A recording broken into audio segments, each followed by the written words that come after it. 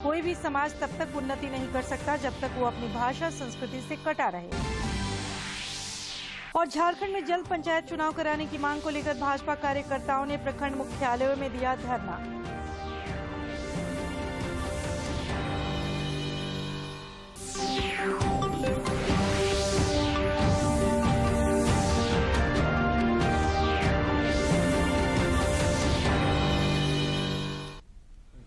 नमस्कार, खबरें झारखंड में आपका स्वागत है। मैं हूं सरोज झा और समाचारों में आगे बढ़ने से पहले ये संदेश। देश ने कोविड टीकाकरण अभियान के अंतर्गत 100 करोड़ टीके लगाने का लक्ष्य हासिल कर इतिहास रच दिया है। इस महत्वपूर्ण कार्य में योगदान करने वाले चिकित्सकों, नर्सों और अन्य स्वास्थ्य कर्मियों का दूरदर्शन अभिनंदन करता है। इसके साथ ही हम आपको सतर्क भी करना चाहते हैं कि कोविड अभी समाप्त नहीं हुआ है। आप सभी से हमारी अपील है कि यथाशीघ्र दोनों टीके लगवाएं और अन्य लोगों को भी टीके लगवाने के लिए प्रेरित करें। मास्क लगाएं और 2 गज की सुरक्षित दूरी बनाए रखें। बार बार हाथ धोएं और चेहरा साफ रखें। कोविड से संबंधित जानकारी और मार्गदर्शन के लिए राष्ट्रीय हेल्पलाइन काम कर रही है। इनके नंबर है 011-23978046 और 1075। इसके अलावा राज्य हेल्पलाइन नंबर 104 डायल कर समस्या का त्वरित समाधान लिया जा सकता है। और अब समाचार विस्तार से। प्रधानमंत्री नरेंद्र मोदी ने आज नई दिल्ली में देश में कोविड-19 टीकाकरण की स्थिति और जन स्वास्थ्य तैयारियों की समीक्षा के लिए आयोजित बैठक की अध्यक्षता की। इस बैठक में कैबिनेट सचिव राजीव गौबा, प्रधानमंत्री के प्रधान सचिव पीके मिश्रा, स्वास्थ्य सचिव राजेश भूषण और नीति आयोग के सदस्य डॉक्टर वीके पॉल शामिल हुए। प्रधानमंत्री को कोविड-19 संक्रमण और इसके वैश्विक रुझानों की जानकारी दी गई। अधिकारियों ने कहा कि विश्व भर के देशों ने महामारी के आने के बाद से कोविड-19 की कई लहरों का अनुभव किया है। श्री मोदी को हर घर दस्तक अभियान के तहत किए जा रहे प्रयासों तथा टीकाकरण में हुई प्रगति की जानकारी दी गई। प्रधानमंत्री ने कहा कि पहली डोज ले चुके लोगों को दूसरी डोज निर्धारित समय पर लेनी चाहिए।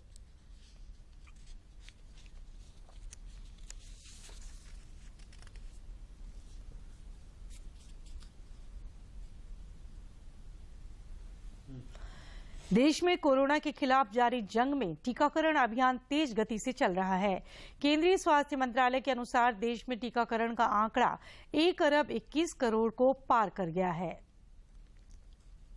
और कोविड महामारी के खिलाफ सबसे प्रभावी हथियार के तौर पर शुरू किए गए टीकाकरण अभियान के तहत देश में अब तक 121 करोड़ 6 लाख से अधिक टीकों की खुराक दी जा चुकी है। वहीं पिछले 24 घंटों में 73,58,000 से अधिक टीके लगाए गए। देश में पिछले 24 घंटे के दौरान कोविड के 8,318 नए मामले सामने आए हैं, जबकि 10,967 लोगों ने कोविड को मात देने में सफलता हासिल की है। देश भर में पिछले 24 घंटों में 8,000 से ज्यादा मामले दर्ज किए गए हैं। वहीं पिछले 24 घंटों में 10,967 मरीज उपचार करवाकर स्वस्थ हो चुके हैं। और इसके बाद देश में रिकवरी रेट 98.34% हो गया है। सक्रिय मामलों की कुल संख्या 1,07,019 हो गई है। वहीं साप्ताहिक पॉजिटिविटी रेट वर्तमान में 0.88% दर्ज किया गया है। दैनिक पॉजिटिविटी रेट। इधर झारखंड में पिछले 24 घंटे के दौरान सैंपल जांच में 12 नए संक्रमितों की पुष्टि हुई है, जबकि 12 लोगों ने इस महामारी को हराकर जिंदगी की जंग जीती है। स्वास्थ्य विभाग के अनुसार राज्य में सक्रिय मरीजों की संख्या घटकर 109 रह गई है। मुख्यमंत्री हेमंत सोरेन ने आज रामगढ़ दौरे के क्रम में विभिन्न योजनाओं के लिए ऋण, परिसंपत्तियों और अनुदान का वितरण किया। मुख्यमंत्री ने बरलंगा स्थित लुकैया हाट पहुंचकर शहीद सोबरन सोरेन के 64वें शहादत दिवस पर श्रद्धांजलि भी दी। इस मौके पर राज्यसभा सांसद शिबू सोरेन भी मौजूद थे। मुख्यमंत्री हेमंत सोरेन ने रामगढ़ में सोना सोबरन धोती साड़ी योजना की शुरुआत करते हुए कहा कि सरकार ने समाज के हर तबके के विकास के लिए योजनाएं बना रखी हैं, लेकिन जानकारी के अभाव में इसका लाभ लोग नहीं ले पाते हैं। इसीलिए सरकार आपके द्वार कार्यक्रम की शुरुआत की गई है। सांकेतिक रूप में कई महिला और पुरुष को 10 रुपया में धोती और साड़ी वितरण का काम भी किया गया। मुख्यमंत्री ने कहा कि राज्य सरकार ने अब सभी बुजुर्गों, विधवा और परित्यक्त महिलाओं, दिव्यांग जनों को पेंशन देने का निर्णय लिया है। इन पेंशन योजनाओं के लिए अब सभी सीमा को खत्म कर दिया गया है। लेकिन सरकार के पास एक सीमा होता था कि इतने ही लोगों को पेंशन देना है। लेकिन हमारी सरकार ने अब ये निर्णय लिया है कि इस राज्य में जितना भी बूढ़ा बुजुर्ग है उन सबको पेंशन देने का काम करेगी। रामगढ़ में आयोजित समारोह के दौरान मुख्यमंत्री ने सभी लोगों से विभिन्न सरकारी योजनाओं का लाभ बढ़ चढ़कर लेने की अपील की। केंद्रीय कृषि मंत्री नरेंद्र सिंह तोमर ने कहा कि प्रधानमंत्री ने प्रकाश पर्व के पुनीत अवसर पर तीनों कृषि कानून को वापस लेने की घोषणा की थी। उन्होंने कहा कि तीनों कृषि कानून संसद में वापस करने के लिए रखे जाएंगे।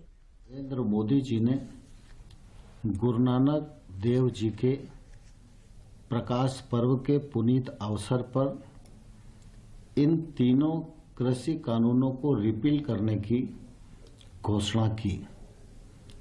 प्रधानमंत्री जी की घोषणा के अनुरूप केंद्र सरकार की मंत्रिपरिषद ने इसे अपनी स्वीकृति प्रदान की है। संसद प्रारंभ के दिन तीनों कृषि कानून संसद में रिपील करने के लिए प्रस्तुत किए जाएंगे। केंद्रीय स्वास्थ्य मंत्री मनसुख मांडविया ने अंगदान के लिए जागरूकता फैलाने पर जोर दिया है। उन्होंने आज नई दिल्ली में राष्ट्रीय अंग और उत्तक प्रत्यारोपण संगठन नोटो द्वारा आयोजित 12वें भारतीय अंगदान दिवस पर आयोजित कार्यक्रम को संबोधित किया। इस अवसर पर श्री मांडविया ने कहा कि जन भागीदारी और मानवीय दृष्टिकोण से अंगदान करने के लिए लोगों की सहभागिता आवश्यक है।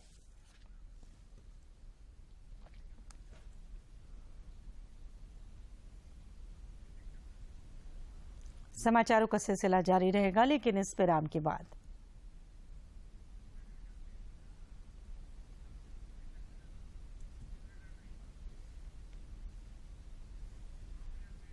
ये विशाल है ना, इसका सब प्रॉपर चलता है। कल उसके बैंक अकाउंट में 15,000 रुपए का फ्रॉड हुआ है, पता है? इसको तो कोई टेंशन ही नहीं होती है। देखना। टेंशन क्यों? मेरी कोई गलती नहीं थी। फिर भी फ्रॉड होने पर मैंने तुरंत बैंक को इन्फॉर्म कर दिया। आरबीआई कहता है अगर आपके अकाउंट से किसी ने धोखे से पैसे निकाले हैं तो बैंक को जल्द से जल्द इन्फॉर्म कीजिए। 3 दिन के अंदर इन्फॉर्म किया तो कोई नुकसान नहीं होगा। जितना लेट करोगे उतना ज्यादा नुकसान। और सुन, सब चलता नहीं है, प्रॉपर चलाना पड़ता है। आरबीआई कहता है जानकार बनिए, सतर्क रहिए। अपने अकाउंट से संबंधित लेन देन के बारे में तुरंत अलर्ट पाने के लिए अपने बैंक के पास अपना मोबाइल नंबर और ईमेल रजिस्टर कर दीजिए। अगर आपको किसी ऐसे लेन देन के बारे में अलर्ट मिलता है जिसे आपने नहीं किया है या फिर अधिकृत नहीं है तो तुरंत अपने बैंक को आप सूचित करें। आरबीआई कहता है जानकार बनिए, सतर्क रहिए।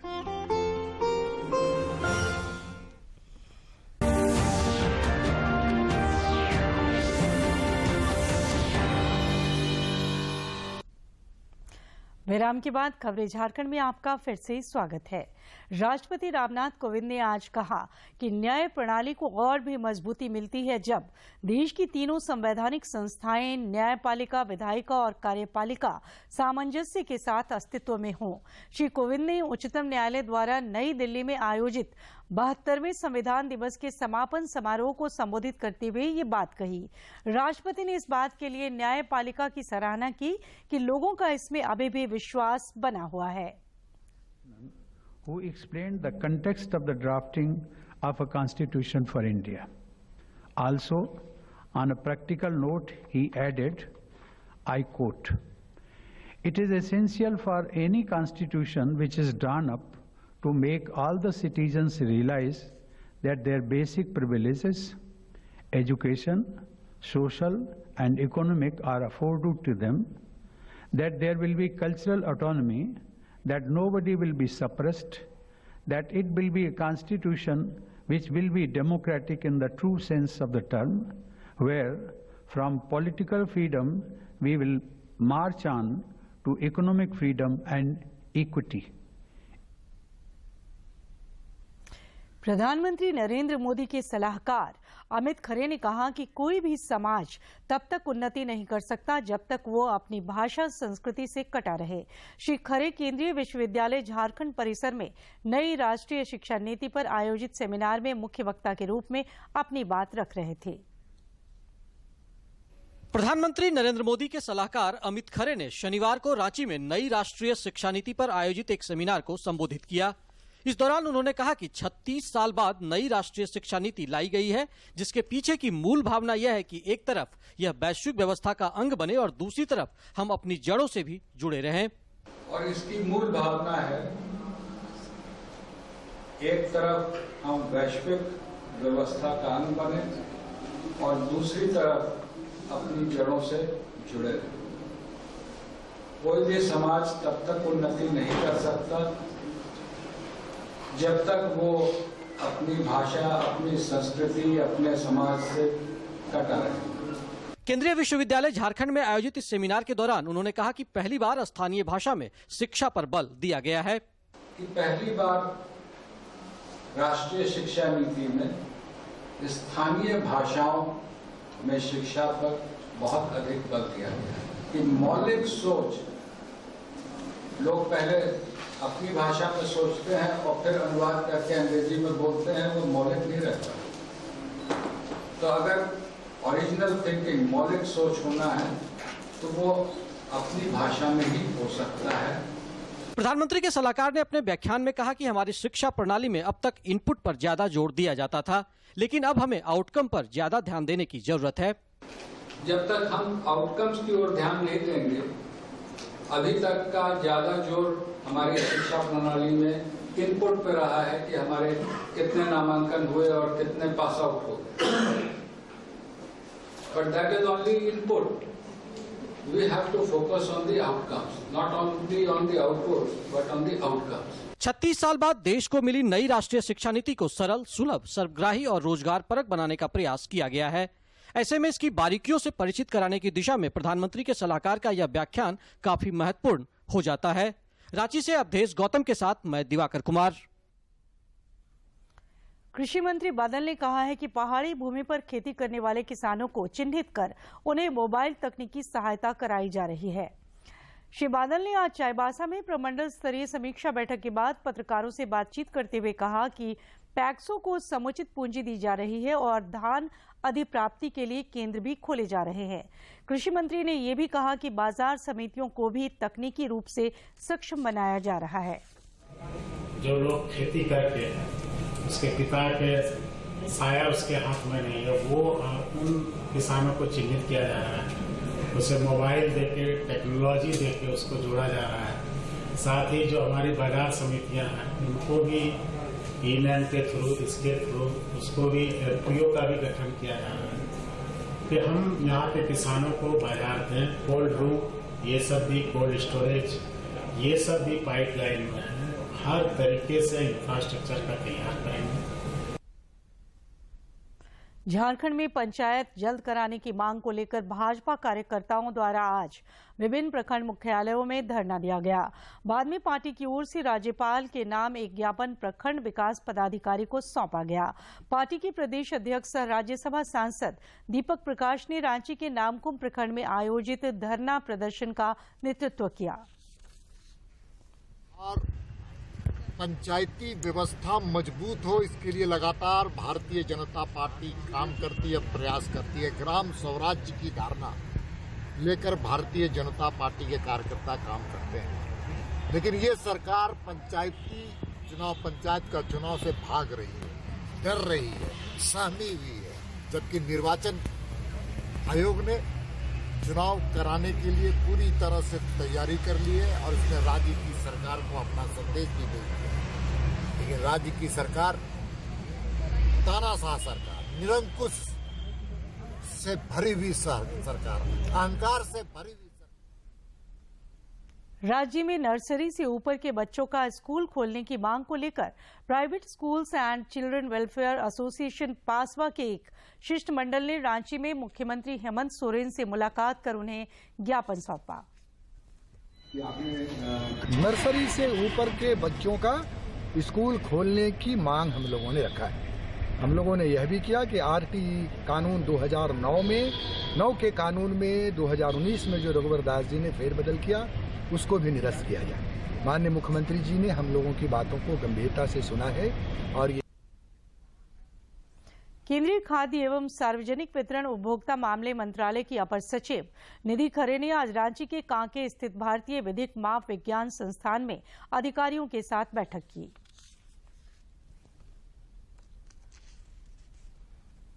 केंद्रीय खाद्य आपूर्ति मंत्रालय की अपर सचिव निधि खरे ने रांची स्थित भारतीय विधिक माप विज्ञान संस्थान के प्रयोगशाला का निरीक्षण करने के बाद कहा कि नई तकनीक के साथ जोड़कर संस्थान को सुदृढ़ किया जाएगा। इस ट्रेनिंग इंस्टीट्यूट को एक वर्ल्ड क्लास ट्रेनिंग इंस्टीट्यूट बनाने के लिए हम संकल्पबद्ध हैं और इसलिए किस प्रकार से हम यहाँ की जो सुविधाएं हैं उन्हें कैसे बढ़ाएं। IILM के द्वारा देश के तमाम लीगल मेट्रोलॉजी से जुड़े हुए जो ऑफिसर्स हैं उनकी ट्रेनिंग दी जाती है।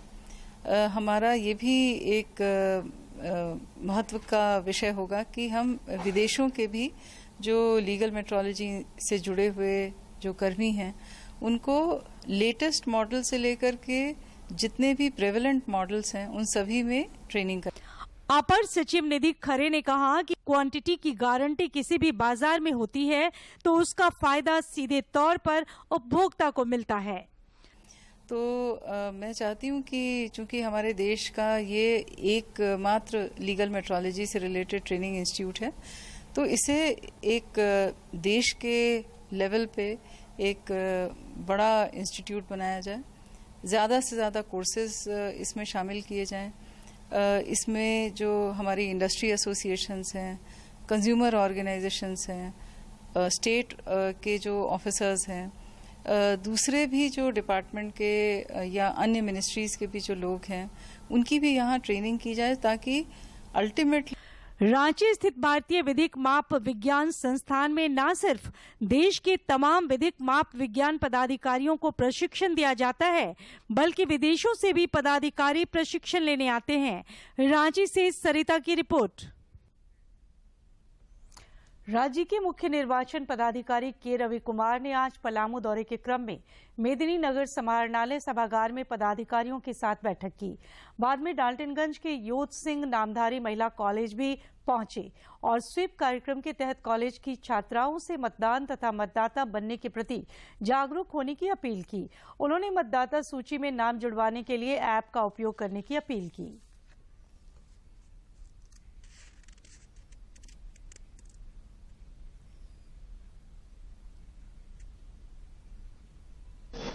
अभी स्पेशल समरी रिवीजन का काम हो रही है, उसका संबंध में हम लोग पलामू का समीक्षा कर रहे थे।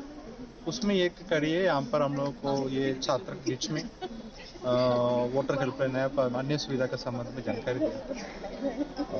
अभी 30 तारीख तक कितना एलिजिबल वोटर है, मतलब उनका 18 साल पूरा हो चुका है, उनका वोटर हेल्पलाइन के माध्यम से नहीं मतलब BLO को जाकर वो फॉर्म भरवा दें ताकि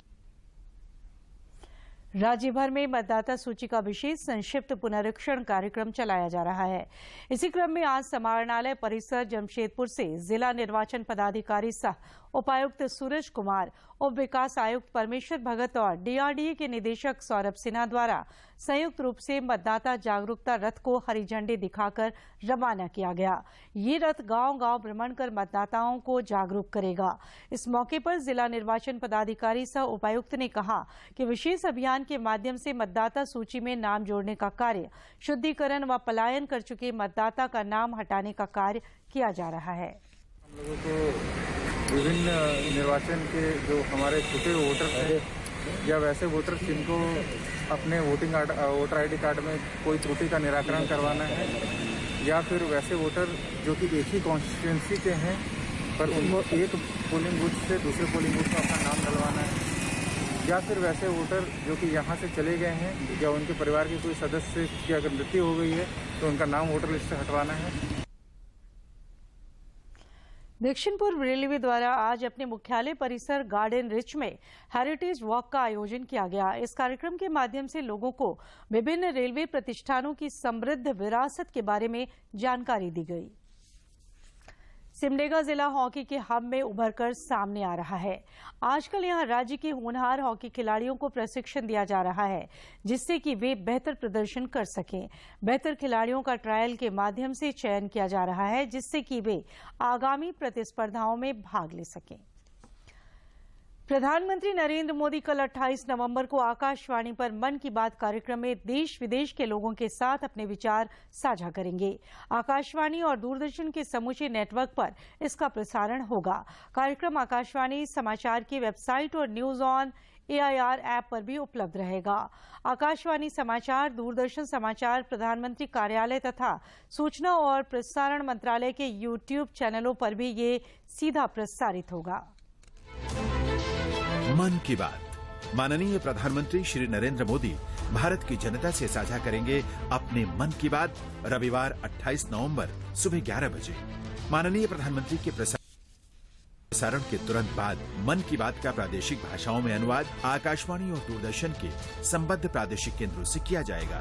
मन की बात के प्रादेशिक भाषाओं में अनुवाद का पुनः प्रसारण रात 8 बजे आकाशवाणी और दूरदर्शन के सभी प्रादेशिक केंद्रों से किया जाएगा। तो याद रखें, रविवार 28 नवंबर सुबह 11 बजे मन की बात। आयुष्मान भारत योजना गरीबों के लिए जीवन दान साबित हो रहा है। देश भर के गरीब इस योजना का लाभ उठाकर असाध्य रोगों से छुटकारा पा रहे हैं।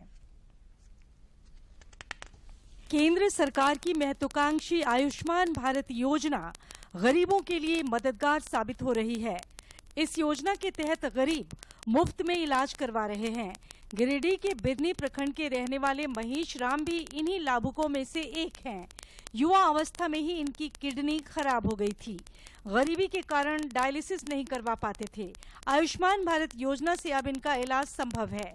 जिले के विश्वनाथ नर्सिंग अस्पताल में इनका डायलिसिस हो रहा है। पैसा न रहने के कारण पहले इलाज नहीं ठीक से करा पा रहे थे। आयुष्मान कार्ड के द्वारा विश्वनाथ नर्सिंग होम में सही से इलाज हो रहा है और डायलिसिस 1.5 साल से हमारा हो रहा है। जिले की कौशल्या देवी भी उन्हीं में से एक है, जो पैसे के अभाव में इलाज नहीं करवा पा रही थी। उन्हें पथरी थी, वो बराबर पेट दर्द से परेशान रहती थी। अब आयुष्मान भारत योजना के तहत उनका भी मुफ्त में इलाज हो पा रहा है। पथरी हो गया तो इलाज कर लिया तो नरम लगा। कौशल्या देवी महेश राम केवल 2 नाम नहीं हैं, बल्कि ये वे नाम हैं जो देश भर के लाभुकों का प्रतिनिधित्व कर रहे हैं। वैसे लाभुक जो आयुष्मान भारत योजना का लाभ उठाकर जिंदगी की नई सांसें जी रहे हैं। गिरिडीह से रमेश प्रभाकर की रिपोर्ट। प्रधानमंत्री गरीब कल्याण योजना की अवधि 4 महीने के लिए बढ़ा देने से लाभुकों में खुशी का माहौल है। जामताड़ा के लाभुक भी इसे कोरोना काल में गरीबों के लिए वरदान बता रहे हैं। आजादी के 75वें वर्ष के उपलक्ष्य पर एक ओर जहां देश भर में अमृत महोत्सव मनाया जा रहा है, वहीं दूसरी ओर प्रधानमंत्री द्वारा गरीब कल्याण योजना की अवधि 4 माह बढ़ा देने से गरीबों में खुशी की लहर है। राजनीतिज्ञ हो या आम जनता, सभी इसे एक अच्छी पहल बता रहे हैं। विधायक इरफान अंसारी ने इस विस्तार को गरीबों के लिए वरदान बताया है।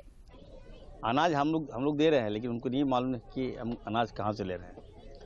कोरोना काल में, कोविड काल में लोगों को एहसास हो गया कि किसी ने यदि हमें जान बचाया है तो वो FCI ने बचाया है।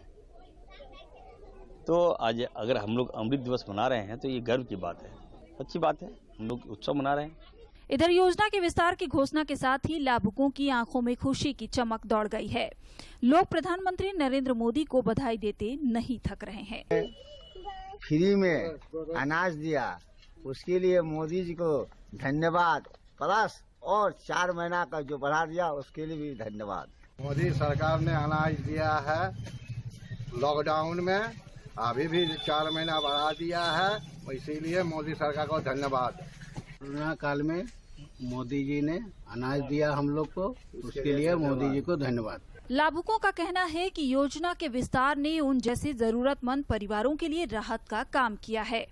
आने वाले 4 महीने उन्हें अनाज की चिंता नहीं करनी होगी। मोदी लॉकडाउन में फ्री में अनाज दिया है और अभी 4 महीना बढ़ा दिया है। मोदी सरकार धन्यवाद। मोदी जी हम लोग का कोरोना काल में अनाज दिया, वही खाकर हम लोग का जान बचा। मोदी जी धन्यवाद।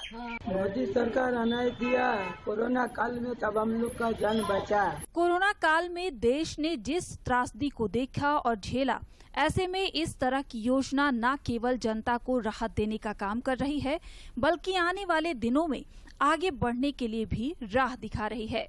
जामताड़ा से दूरदर्शन समाचार के लिए सुभाष प्रसाद सिंह की रिपोर्ट।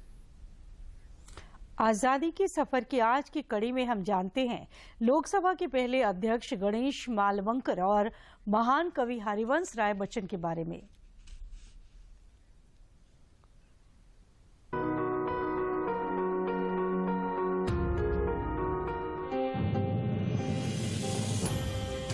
माननीय सभासदों, माननीय अध्यक्ष जी, आज की इस कड़ी में हम स्वतंत्रता सेनानी और लोकसभा के पहले अध्यक्ष गणेश मावलंकर को याद करते हैं, जिनका जन्म 27 नवंबर 1888 को हुआ था। एक नवजात राष्ट्र की पहली लोकसभा के अध्यक्ष के रूप में मावलंकर की भूमिका केवल एक मध्यस्थ और इसकी कार्यवाही के सूत्रधार की नहीं थी, बल्कि एक राष्ट्रवादी और संस्थापक की भी थी, जिन पर भारत के लोकाचार के अनुकूल नियमों, प्रक्रियाओं, परंपराओं और रीति रिवाजों को स्थापित करने की जिम्मेदारी थी।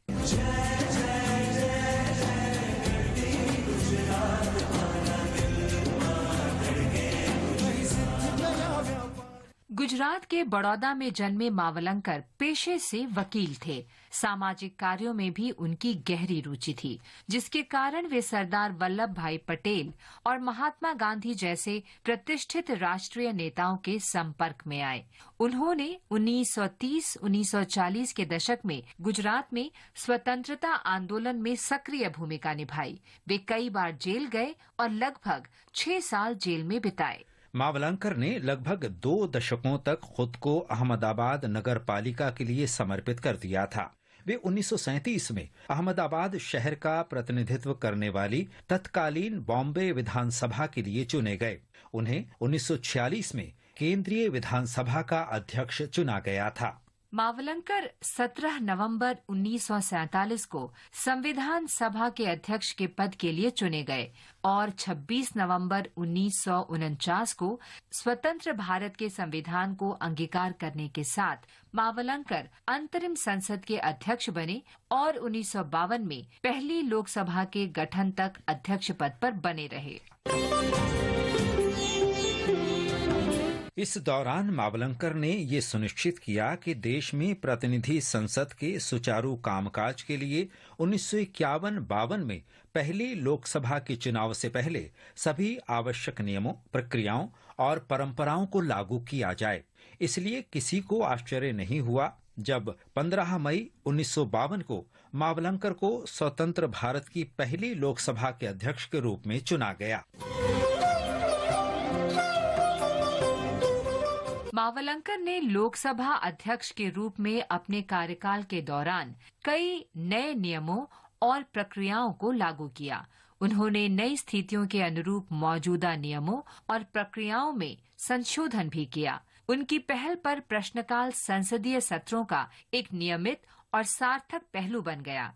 सरकार को सही मायने में संसद के प्रति जवाबदेह बनाने के लिए अल्प सूचना। और आखिर में इस बुलेटिन के मुख्य समाचार एक बार फिर। प्रधानमंत्री नरेंद्र मोदी ने देश में कोविड की स्थिति और टीकाकरण को लेकर वर्चुअल माध्यम से केंद्र तथा राज्य सरकार को उच्चाधिकारियों के साथ बैठक की। मुख्यमंत्री हेमंत सोरेन ने रामगढ़ में शहीद सोबरन सोरेन की शहादत दिवस पर दी श्रद्धांजलि। कहा, सभी बुजुर्गों, दिव्यांग और विधवा महिलाओं को मिलेगा सुरक्षा पेंशन योजना का लाभ। प्रधानमंत्री के सलाहकार अमित खरे ने केंद्रीय विश्वविद्यालय झारखंड में आयोजित सेमिनार को किया संबोधित। कहा, कोई भी समाज तब तक उन्नति नहीं कर सकता जब तक वो अपनी भाषा संस्कृति से कटा रहे। और झारखंड में जल्द पंचायत चुनाव कराने की मांग को लेकर भाजपा कार्यकर्ताओं ने प्रखंड मुख्यालयों में दिया धरना।